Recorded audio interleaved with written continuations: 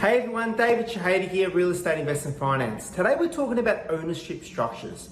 When you're buying an investment property, what ownership structure should you be purchasing in? Guys, the first ownership structure we're going to chat about is buying in your own name. Now this is the most common strategy that most people adopt. 65% Australians buy property in their own name. The positives is it's a simple structure and you also are able to make the most when it comes to negative gearing by offsetting tax losses against your income. It's also beneficial to make sure you're maximizing your capital gains tax exemptions. If you hold the property for over 12 months, you get to see 50% discount on your capital gains tax should you sell, and that's important to save tax on the profits that you make. Guys, some of the other side to consider is if you do buy in your own name, you are more exposed to liability. So from an asset protection perspective, and if you individually get sued, you're more exposed.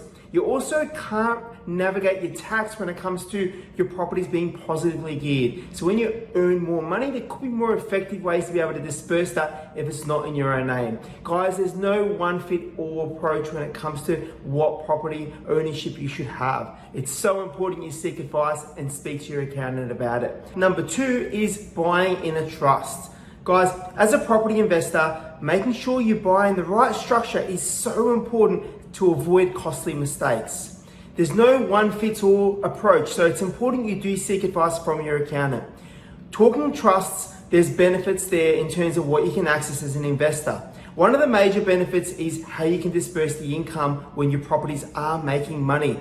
So where does it go? Does it go to mum, dad? Does it go to kids, family members? You can be creative when it does come to trusts. Now, on the flip side, it's important also that you consider the costs of setting it up, the ongoing costs, and also if the property is negatively geared, sometimes it's harder to access those negative losses within a trust and you can't offset that against your income.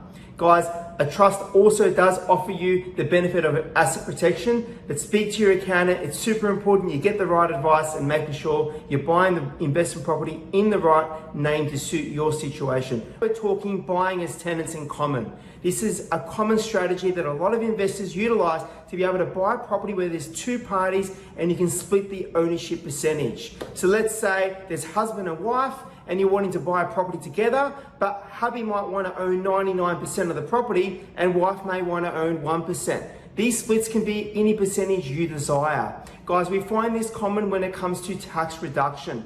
The tax ability there comes back down to how much ownership you've got. So let's say partner and husband owns 99% but owns most of the income, he'd then be able to earn most of the tax deductions.